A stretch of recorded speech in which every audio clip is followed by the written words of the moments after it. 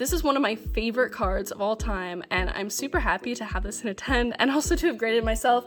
Today, we're going to be opening up a PSA return that's worth about $8,000, so it's going to be a really fun video, so let's get these open. So if you guys haven't seen the first part of this video, I uploaded that a couple months ago, and I showed some of the cards that I was going to be submitting in this, so if you want, feel free to check it out. However, I did end up submitting more than I showed in that video because there were a lot of cards that I forgot that I wanted to submit. In here, we have a total of 30 cards. Clearly, this top card was spoiled, but that is one of the worst cards that is in there. Now, I'm not going to lie to you guys, I did actually end up already seeing the grades for these cards, but in my defense, I actually got upcharged on one of them. It was only one card, though, which is really good. Considering the fact that a lot of these cards were above the value limit for the bulk tier, I'm actually pretty happy with that. This card, I was really hoping for a 10. I pulled it from one random Unified Minds pack this summer, but that didn't end up happening. And if I'm being honest, it's probably because it was kept in a random blazer pocket all summer.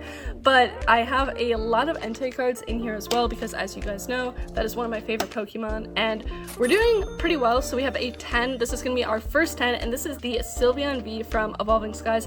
This is one of my favorite cards in the set, and it's the one I actually wanted the most. And so here is our next card. This is going to be another 10. This is the Shining Rayquaza. I got this from an LGS actually like a couple years ago, but I only just now got around to grading it. Definitely happy with that one, but it was worth a lot more a couple years ago. Still definitely a really great card. This Leafeon is another one of my favorites from Evolving Skies.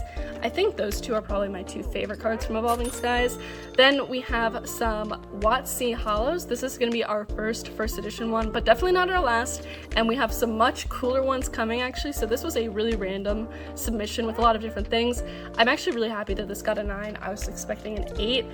Generally, this submission did better than I was expecting for a lot of the cards. And here we have the Palkia V, which I got a 10 in. Super happy. I think a lot of you guys have seen the video where I pulled that. I think that's absolutely precious. Eevee has been getting printed so much lately. I'm sorry. Oh my god. I was obviously very excited. Next up, our last card for this stack is actually going to be a Japanese one, so let's see what it is.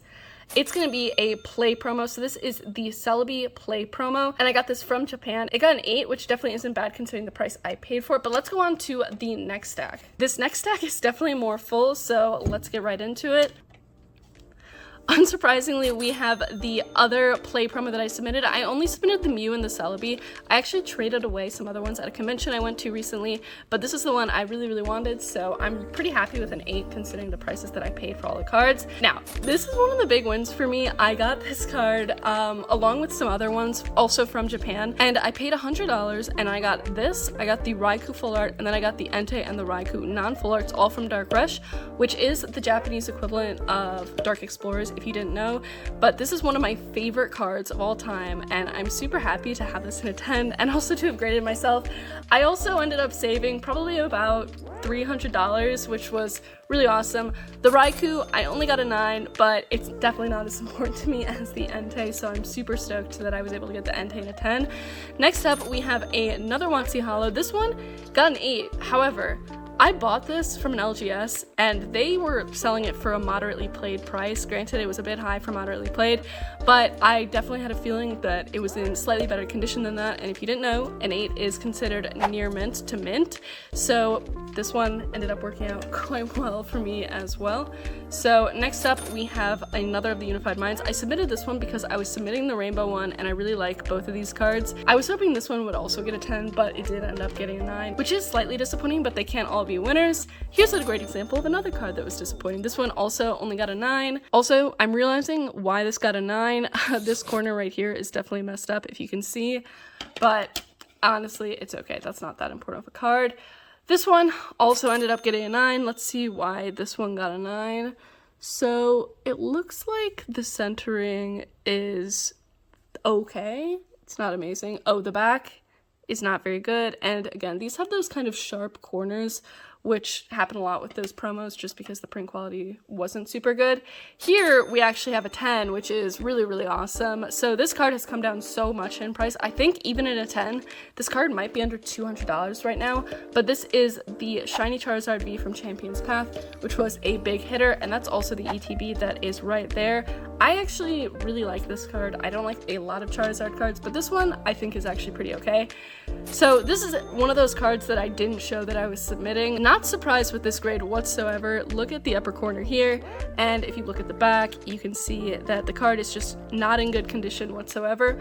But this is one of those cards that you just kind of want to have authenticated. It's just a good card to have graded, and this is a cool card, but there's definitely a cooler version, and I may or may not have one in this pile.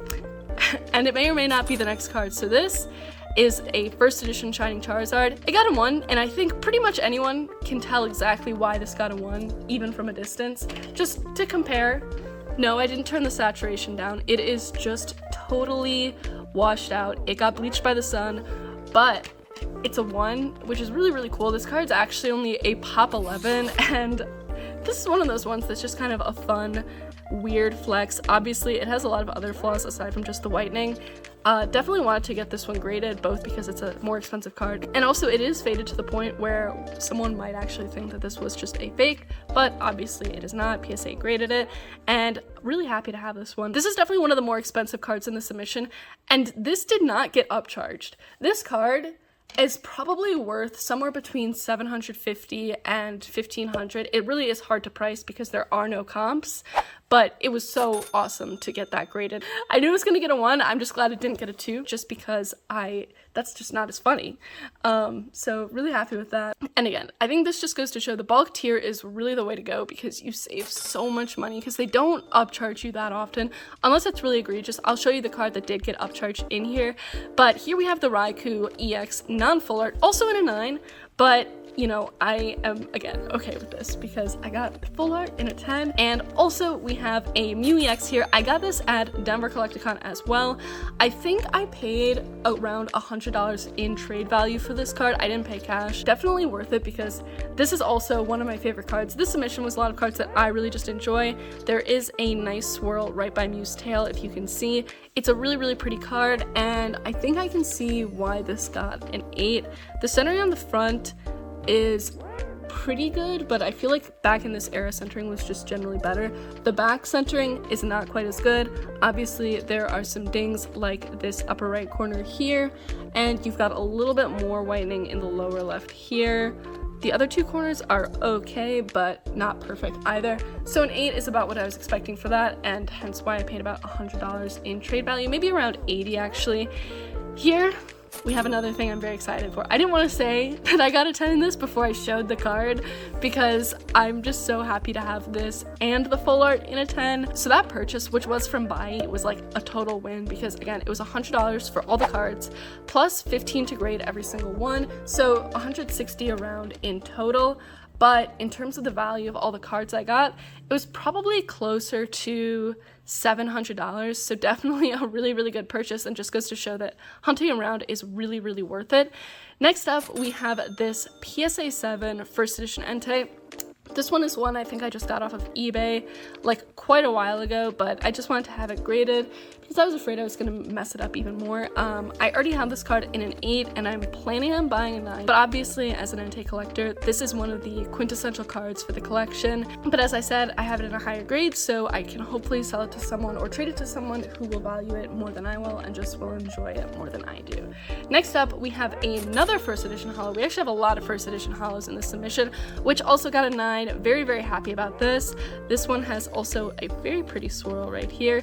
I got this and the Dark Wheezing together. I think I paid about $70 for a lot on eBay with both of them, as well as some other first edition like non-holo cards, so that was actually pretty recent and definitely a good deal. Here we have another 10. This one is going to be the Charizard pre-release from Vivid Voltage. This card, I have like a bunch of copies of this. The print quality on them isn't great. Specifically, the centering isn't very good. I just wanted to submit one to see how it would do, and I might submit a few more of them. Some of them I think would not get 10s just because of the centering. But we have a few more cards in here, and at least one of these 3 cards is a very, very exciting one. So let's see if it is the next one.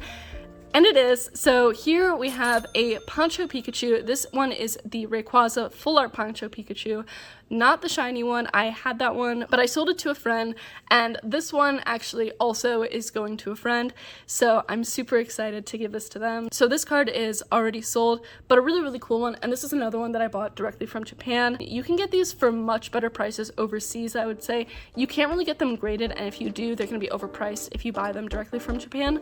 But if you want a raw copy and are willing to take that risk, because it's definitely a gamble to do that, I'd say it can definitely be worth it. And this is going to be the special delivery Charizard. Happy that this one got a 10. I'm going to try and sell this one as quickly as possible. If you have this card, definitely sell it now because the value is just going to continue to go down. Basically, any Charizard you see in this video is going to be for stonks, and that's how I kind of fund the other cards that are more just for my personal collection. Here we have an Ancient Mew card. This one is just a card from when I was a kid that I wanted to have graded, so I'm not expecting anything crazy. And yep, as you can see, it got an 8. So that was my PSA submission. I just want to make a quick fun video, and I got these back a lot sooner than expected. So thank you guys so much for watching. In particular, thanks to my patrons, Steve, Oscar, Jake, Edge, Corey, and Chris. Thank you guys so much, and I'll see you guys next time.